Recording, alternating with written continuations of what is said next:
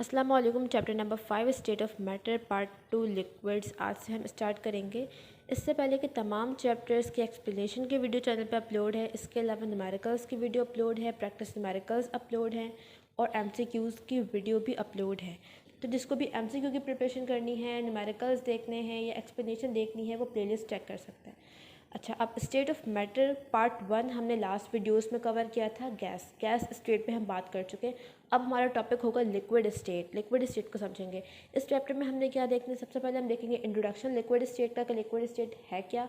इसके बाद kinetic molecular theory क्या कहती है लिक्विड स्टेट के बारे में, और देन हम बात करेंगे इंटरमॉलिक्यूलर फोर्सेस की। इसमें है डायपोल डायपोल इंट्रैक्शन और हाइड्रोजन बॉन्डिंग।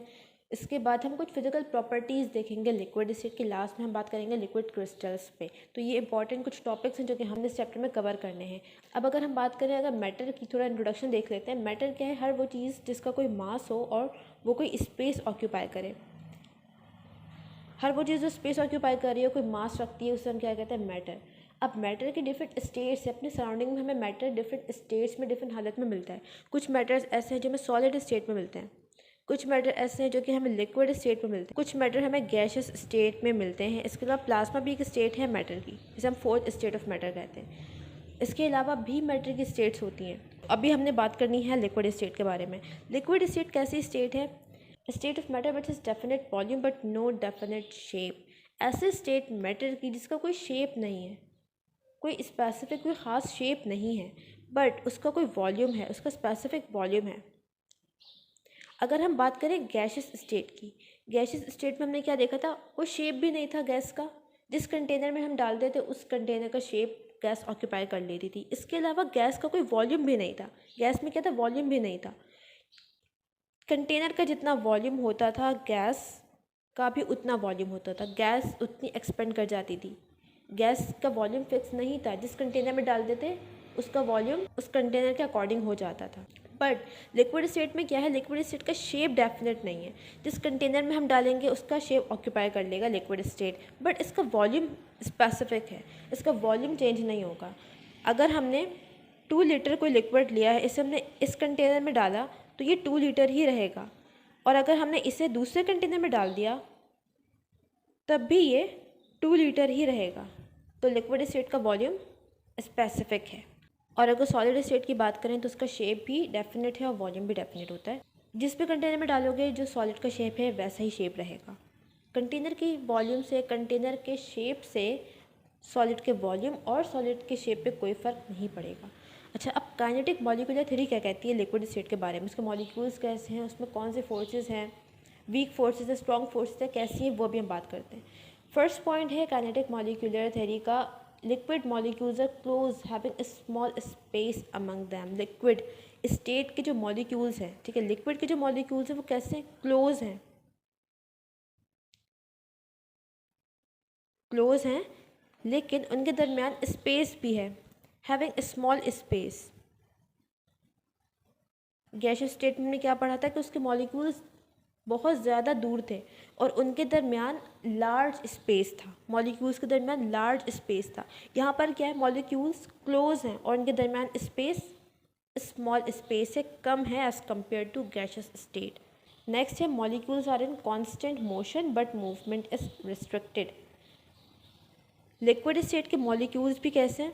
फिक्स नहीं है, मूव करते हैं, ठीक है, रैंडम डायरेक्शन में इनकी मूवमेंट हो रही है, बट इनकी मूवमेंट फ्री मूवमेंट नहीं है, रिस्ट्रिक्टेड है। रिस्ट्रिक्टेड क्यों है? क्योंकि इनके दरमियान फोर्स है। अभी हम आगे पॉइंट में देखेंगे। अभी इतना समझो कि लिक्विड स्टेट के जो मॉलिक्यूल्स हैं ये कैसे हैं? ये रैंडम डायरेक्शन में मूव करते हैं। हर मॉलिक्यूल मूव कर रहा है रैंडम डायरेक्शन में, बट फ्री मूवमेंट नहीं है, रिस्ट्रिक्टेड मूवमेंट है। नेक्स्ट है weak attractive force among molecules. Liquid state के जो मॉलिक्यूल्स हैं इनके दरमियान फोर्स ऑफ अट्रैक्शन है, ठीक है, फोर्स ऑफ अट्रैक्शन। क्योंकि इनके दरमियान स्पेस कम है तो फोर्स कैसी हो गई? ज़्यादा हो गई as compare to gases. Gases में नेग्लिजिबल फोर्स थी मॉलिक्यूल्स के दरमियान, क्योंकि डिस्टेंस बहुत ज़्यादा है। डिस्टेंस क्या हो गया? बहुत ज़्यादा है, तो फोर्स क्या हो जाती है? कम हो जाती है। तो गैसेस में डिस्टेंस बहुत ज़्यादा था जिसकी वजह से इंटरमॉलिक्यूलर फोर्सेस नेग्लिजिबल थी, जबकि लिक्विड में क्या है, मॉलिक्यूल्स करीब हैं एज़ कम्पेयर टू गैसेस, तो इनके दरमियान फोर्स ऑफ अट्रैक्शन ज़्यादा है एज़ कम्पेयर टू गैसेस। ठीक है, तो यहाँ पे हमने थर्ड पॉइंट देख लिया। फोर्थ है collisions are more frequent. Liquid molecules क्योंकि मूव कर रहे हैं, ठीक है, ये फिक्स तो नहीं है, मूवमेंट इनमें हो रही है, तो जब मॉलिक्यूल्स मूव करेंगे तो इनमें कॉलिजन भी होगी। ठीक है, एक मॉलिक्यूल दूसरे मॉलिक्यूल से कोलाइड करेगा या फिर कंटेनर की वॉल से कोलाइड करेगा। इनमें जो कॉलिजन्स है वो मोर फ्रिक्वेंट है, ज़्यादा कॉलिजन हो रही है एज़ कम्पेयर टू गैसेस। ऐसा क्यों हो रहा है? क्योंकि गैस के मॉलिक्यूल्स कैसे थे, दूर थे, और लिक्विड के मॉलिक्यूल कैसे हैं, करीब हैं एक दूसरे से। तो अगर मॉलिक्यूल्स दूर होंगे तो उनमें कॉलिजन के चांसेस क्या हैं, कम है, कम चांसेस हैं कि ये मॉलिक्यूल इससे कोलाइड कर जाए। बट अगर मॉलिक्यूल्स करीब हैं जैसे कि लिक्विड में होते हैं तो बहुत ज़्यादा चांसेस है कि ये मॉलिक्यूल से कोलाइड कर जाए। ठीक है, तो इनमें जो कॉलिजन्स है वो मोर फ्रिक्वेंट है, गैसेस के मुकाबले में ज़्यादा कॉलिजन्स होती हैं लिक्विड में, क्योंकि मॉलिक्यूल्स कैसे हैं, करीब हैं। लास्ट पॉइंट है do not show appreciable increase in volume on heating. Liquids को अगर हम हीट करें तो इनका वॉल्यूम बहुत ज़्यादा इंक्रीज़ नहीं होगा। अगर फॉर एग्जांपल पहले इतना वॉल्यूम था तो अब इंक्रीज़ होके इतना हो जाएगा, बहुत ज़्यादा इंक्रीज़ नहीं होगा हीटिंग से। जबकि अगर हम गैसेस की बात करें तो गैसेस का वॉल्यूम टेम्परेचर बढ़ाने से, हीट करने से बहुत ज़्यादा इंक्रीज़ होता था। तो लिक्विड्स में वॉल्यूम कम इंक्रीज़ होगा हीट करने से as compare to gases. Reason क्या है? यही रीज़न है कि उनके दरमियान क्या है, इंटरमॉलिक्यूलर फोर्सेस स्ट्रॉन्ग है एज़ कम्पेयर टू गैसेस। तो ये फोर्सेस क्या करते हैं, मॉलिक्यूल्स को अट्रैक्ट करके रखते हैं, जिसकी वजह से एक्सपेंड नहीं होता सैम्पल लिक्विड का। जबकि गैसेस में फोर्सेस नेग्लिजिबल थी, तो गैसेस को जितना स्पेस मिलता था वो एक्सपेंड कर जाते थे। Now kinetic molecular theory clear है, क्योंकि आगे हमने जो भी पॉइंट्स डिस्कस करने हैं, जो भी टॉपिक हम डिस्कस करेंगे, वहाँ पर काइनेटिक मॉलिक्यूलर थ्योरी का रोल होगा। ठीक है, तमाम बातें काइनेटिक मॉलिक्यूलर थ्योरी से ही लिंक होंगी। तो अभी हम कुछ प्रॉपर्टीज़ डिस्कस करने वाले हैं, कुछ सिंपल प्रॉपर्टीज़ हैं, कोई मुश्किल बात नहीं है इसमें। तो फर्स्ट प्रॉपर्टी है डिफ्यूजन। डिफ्यूजन हम किसे कहते हैं, movement of molecule from high concentration to low concentration, या फिर intermixing of two different substances भी हम कह सकते हैं कि दो तरह के डिफरेंट सब्सटेंस हैं और वो आपस में मिक्स हो गए, तो यहाँ पर क्या हुआ है, डिफ्यूजन हुई है। अभी हम बात कर रहे हैं लिक्विड्स में डिफ्यूजन की, कि लिक्विड स्टेट में डिफ्यूजन कैसे होती है। इसके सबसे अच्छी एग्जांपल है इंक ड्रॉप इन वाटर। हमारे पास वाटर था एक कंटेनर में, इसमें हमने एक इंक ड्रॉप डाला और ये इंक ड्रॉप क्या हुआ, कुछ टाइम के बाद ये पूरे वाटर में स्प्रेड हो गया और वाटर का कलर चेंज हो गया। तो यहाँ पे वाटर भी लिक्विड है और इंक ड्रॉप भी लिक्विड स्टेट में है, तो यहाँ पर जो डिफ्यूजन हुई है वो लिक्विड की हुई है। अब डिफ्यूजन लिक्विड्स में स्लो होती है एज़ कम्पेयर टू गैसेस। इसका रीज़न ये है क्योंकि लिक्विड स्टेट में इंटरमॉलिक्यूलर डिस्टेंस कम है, मॉलिक्यूल के दरमियान डिस्टेंस कम है। गैस में क्या था, मॉलिक्यूल्स के दरमियान डिस्टेंस ज़्यादा था। तो डिस्टेंस ज़्यादा होने की वजह से क्या हो रहा था कि जो दूसरा सब्सटेंस है उसके मॉलिक्यूल ईजिली यहाँ पर आ जाएंगे, क्योंकि डिस्टेंस ज़्यादा है मॉलिक्यूल के दरमियान। अब लिक्विड्स में क्योंकि मॉलिक्यूल्स के दरमियान डिस्टेंस कम है, तो जो दूसरे मॉलिक्यूल जो हमने इंक ड्रॉप डाला है, इस इंक के मॉलिक्यूल्स को टाइम लगेगा इन स्पेसेस को ऑक्यूपाई करने में, इन स्पेसेस में आने में। और लिक्विड में क्योंकि फोर्स ऑफ अट्रैक्शन भी क्या है, ज़्यादा है, स्ट्रॉन्ग है एज़ कम्पेयर टू गैसेस, तो ये डिफ़िकल्ट होगा किसी दूसरे मॉलिक्यूल के लिए, किसी दूसरे सब्सटेंस के मॉलिक्यूल्स के लिए कि वो इन स्पेसेस को ऑक्यूपाई करे और डिफ्यूज़ हो जाए। तो इसी वजह से डिस्टेंस, इंटरमॉलिक्यूलर डिस्टेंस कम होने की वजह से और फोर्सेस ज़्यादा होने की वजह से लिक्विड में डिफ्यूजन स्लो होती है as compare to gases. Next property है कंप्रेशन। कंप्रेशन का मतलब है वॉल्यूम का डिक्रीज़ होना ऑन अप्लाइंग प्रेशर, कि जब हम प्रेशर लगाएं तो सैंपल का वॉल्यूम डिक्रीज़ हो जाए, इसे हम क्या कहते हैं, कंप्रेशन। पहले हम देखेंगे गैसेस में, क्योंकि जब तक हम कंपेयर करके नहीं पढ़ेंगे नहीं समझ सकेंगे। तो यहाँ पे जो फर्स्ट स्टेट है ये है गैस की, ठीक है, गैस स्टेट है, सैंपल है, इसका वॉल्यूम पहले था V1, हमने प्रेशर लगाया, इसका वॉल्यूम बहुत ज़्यादा डिक्रीज़ हो गया, देख सकते हो सेकंड पिक्चर में, ठीक है। V2 हो गया। वॉल्यूम कम होने की वजह क्या है? क्योंकि इनके दरमियान, मॉलिक्यूल्स के दरमियान डिस्टेंस बहुत ज़्यादा है।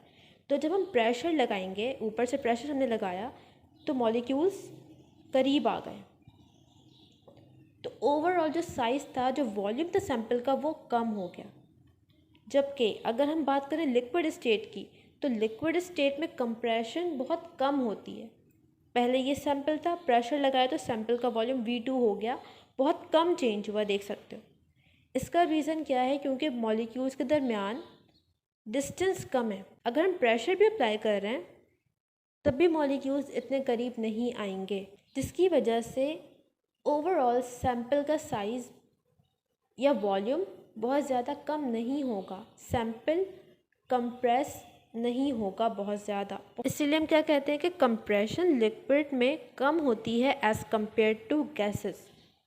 इस प्रॉपर्टी की कई एप्लीकेशन भी हैं। फिज़िक्स में तुम लोगों ने पढ़ा होगा, पास्कल लॉ पढ़ते हैं, उसकी एप्लीकेशन होती है। हाइड्रोलिक ब्रेक है, इसके अलावा और भी इसमें 2-3 एप्लीकेशंस हैं। तो ये प्रॉपर्टी लिक्विड की यूज़ होती है हाइड्रोलिक ब्रेक्स में, उसका पूरा मैकेनिज़्म होता है।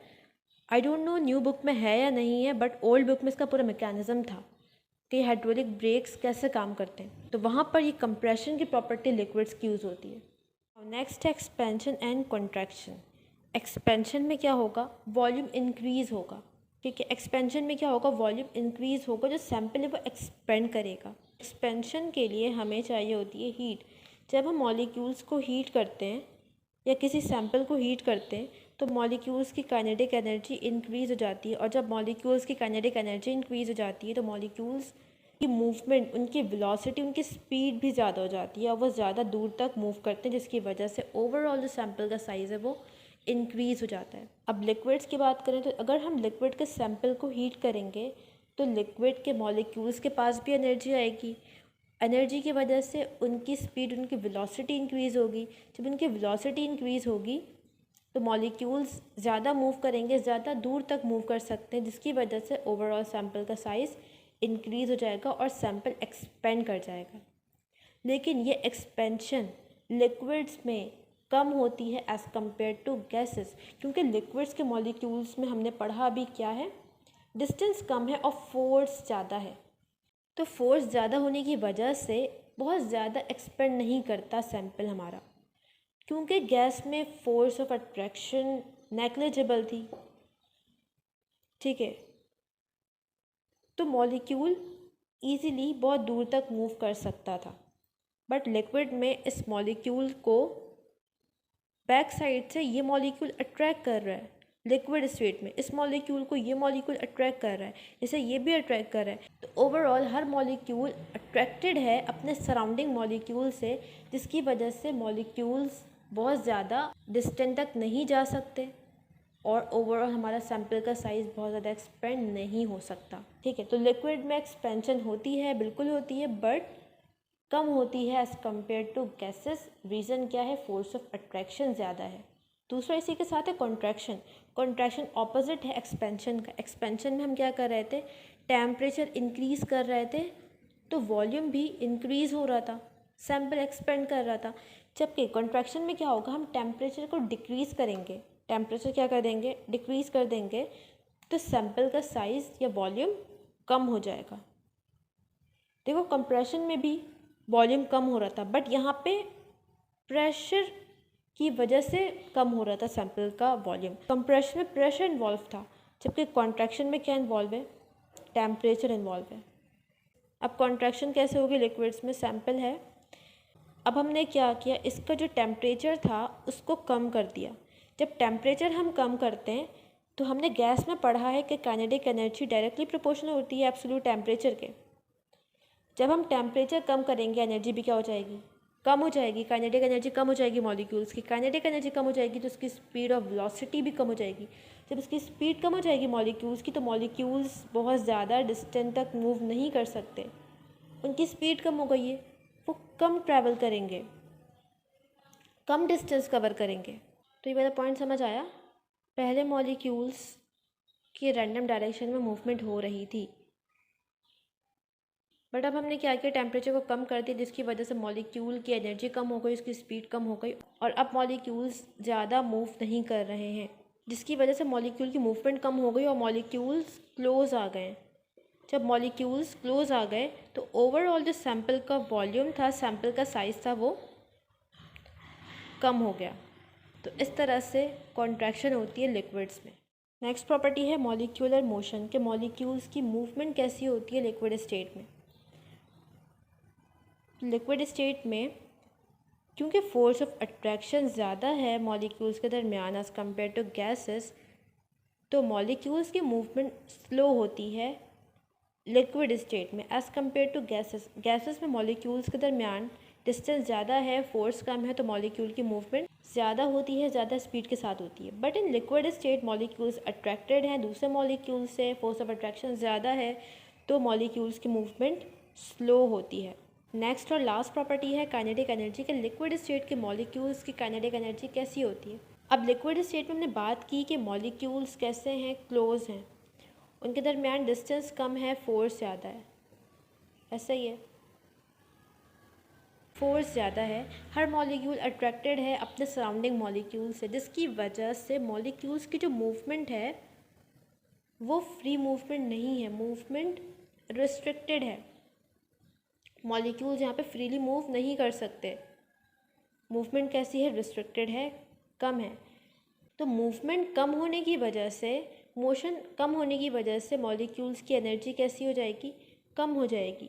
तो लिक्विड स्टेट के मॉलिक्यूल्स की काइनेटिक एनर्जी कम होती है as compare to gases. Gases में अगर हम बात करें तो मॉलिक्यूल्स दूर होते हैं, इनकी मूवमेंट फ्री मूवमेंट होती है, जिसकी वजह से इनकी एनर्जी ज़्यादा होती है।